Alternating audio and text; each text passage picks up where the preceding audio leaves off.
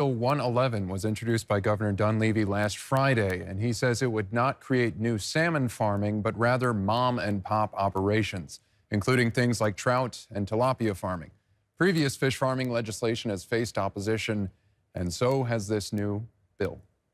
The law would permit sterile finfish farming in closed systems, only to, quote, ensure the protection of the state's fish, as well as improve the economy, health, and well-being of the citizens of the state.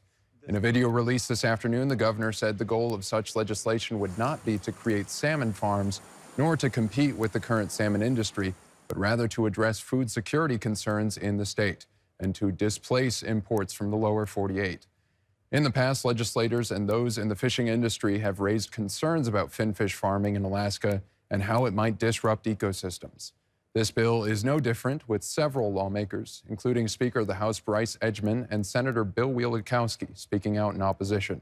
In an interview, Wielikowski said he understands the need to address food security concerns, but says fish farming poses too many risks and that there are other issues to address in the fishing industry, such as trawler bycatch and dropping salmon stocks.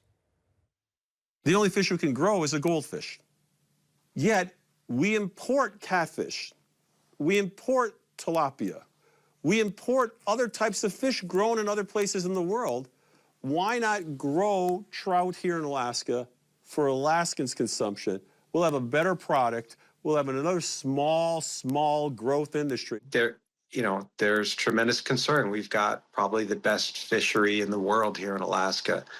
And I know the governor is proposing to do this only in closed waters, but we have floods all the time, fish escape all the time.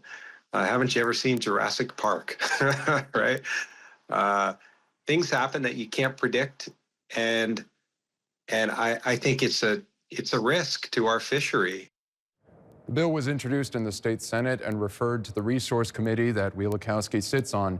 He said they'll be thoroughly reviewing it, adding that he would be surprised if it moves on from there.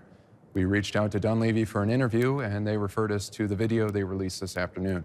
Joe Allgood, Alaska's news source.